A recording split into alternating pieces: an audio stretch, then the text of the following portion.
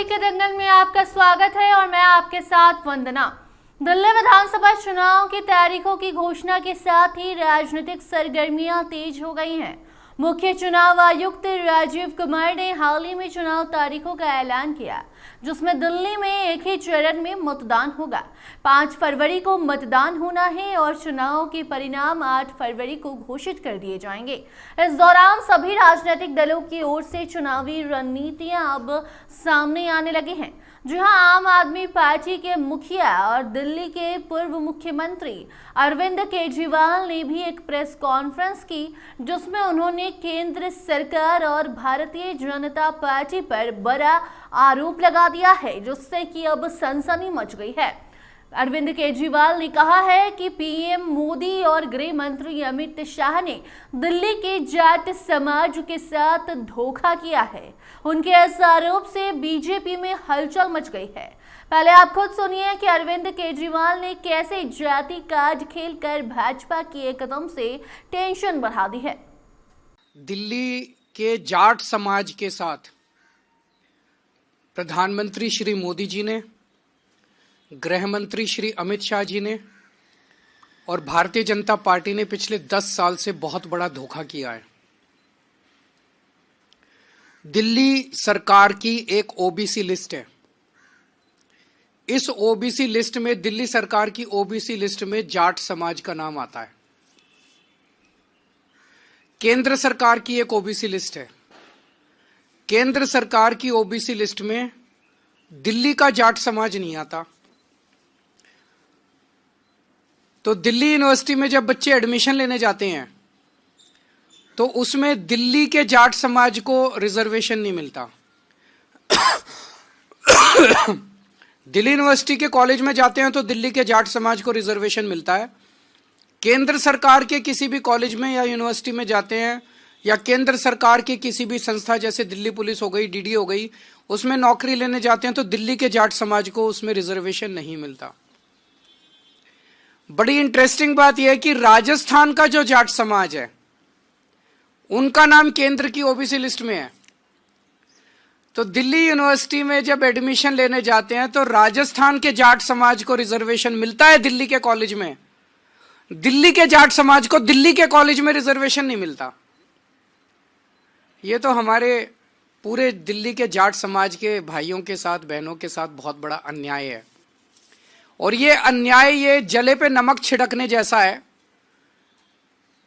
कि 4 बार पिछले 10 साल में प्रधानमंत्री जी ने अपने घर बुला के और अमित शाह जी ने जाट समाज के नेताओं को आश्वासन दिया, भरोसा दिया, वचन दिया, गारंटी दी कि दिल्ली के जाट समाज को केंद्र की ओबीसी लिस्ट के अंदर डाला जाएगा।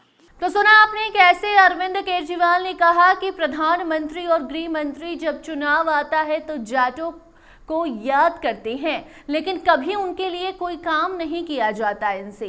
केजरीवाल ने पीएम नरेंद्र मोदी और अमित शाह से अपील भी की है कि वो दिल्ली के जाट समाज से किए गए अपने वादों को पूरा करें और उन्हें केंद्र की ओबीसी लिस्ट में शामिल करें। उन्होंने इस मुद्दे पर संघर्ष जारी रखने का वादा किया और कहा कि अगर मैं सत्ता में वापस आता हूं तो मैं जाटों के लिए संघर्ष करता रहूंगा और उन्हें उनका हक दिलाने की लड़ाई भी जारी रखूंगा। केजरीवाल ने इस दौरान इंडिया गठबंधन को लेकर भी अपनी बात रखी। उनका कहना था कि दिल्ली में उनका चुनावी संघर्ष कांग्रेस के खिलाफ नहीं है, बल्कि ये बीजेपी के खिलाफ है। उन्होंने ममता बनर्जी और अखिलेश यादव का भी धन्यवाद किया, जिन्होंने उनके नेतृत्व में हो रहे संघर्ष में समर्थन व्यक्त किया है। केजरीवाल का कहना है कि ये चुनाव केवल एक क्षेत्रीय संघर्ष नहीं है, बल्कि एक बड़े बदलाव का हिस्सा है। अरविंद केजरीवाल ने आरोप लगाया कि बीजेपी ने अपने चुनावी वादों से दिल्ली के जाट समाज को निराश किया है, ठग लिया है, जिसके चलते अब जाट समाज में गुस्सा बढ़ गया है और ये बीजेपी के लिए एक बड़ा चुनावी झटका साबित हो सकता है। दरअसल दिल्ली में जाटों की एक महत्वपूर्ण संख्या है और उनका समर्थन किसी भी पार्टी के लिए अहम होता है। इस मुद्दे पर केजरीवाल ने चुनावी मोर्चे पर भाजपा को घेरने की पूरी कोशिश की है। उनके बयान ने यह साफ कर दिया है कि दिल्ली में आगामी विधानसभा चुनाव में जाटों के मुद्दे को प्रमुखता से उठाया जाएगा। इसके अलावा दिल्ली में केंद्र सरकार की 7 प्रमुख विश्वविद्यालयों के होने के कारण जाट समाज के लिए आरक्षण का मुद्दा और भी ज्यादा महत्वपूर्ण हो गया है। यहाँ केंद्र सरकार की कई संस्थाएं हैं जहां जाट समाज के लोग आरक्षण का लाभ उठा सकते थे, लेकिन उन्हें ये अवसर बीजेपी ने नहीं दिया। अरविंद केजरीवाल ने दिल्ली वासियों से आह्वान किया कि वो इस चुनाव में दिल्ली के लिए एक मजबूत नेतृत्व का चुनाव करें।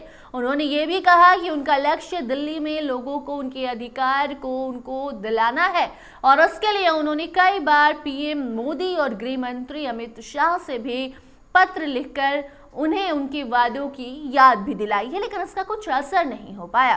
केजरीवाल ने साफ किया कि उनका मुद्दा केवल जाट समाज तक सीमित नहीं है, बल्कि दिल्ली में रहने वाली 5 अन्य जातियां भी ओबीसी लिस्ट में शामिल होने के हकदार हैं। उनका कहना था कि केंद्र सरकार को इन सभी जातियों के लिए आरक्षण देने की दिशा में कदम उठाना चाहिए ताकि समाज में समानता और सामाजिक न्याय स्थापित किया जा सके।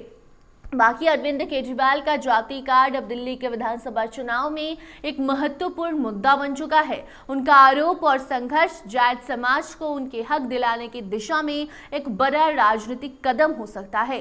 बीजेपी को इस मुद्दे पर अपनी रणनीति पर पुनर्विचार करने की आवश्यकता भी हो सकती है, क्योंकि दिल्ली में जाट समुदाय की नाराजगी चुनावी परिणामों पर प्रभाव डाल सकती है। अब देखना यह है कि ये मुद्दा चुनाव रणभूमि में किस प्रकार आकार लेता है और क्या केजरीवाल अपनी बात को जनता के बीच पुख्ता तरीके से पेश कर पाते हैं या नहीं। कोई भी खबर आएगी तो उस अपडेट को आप तक जरूर पहुंचाएंगे। उस खबर पर अपनी प्रतिक्रिया जरूर दीजिए और अन्य अपडेट्स के लिए बने रहिए स्टार टीवी बिहार के साथ। धन्यवाद।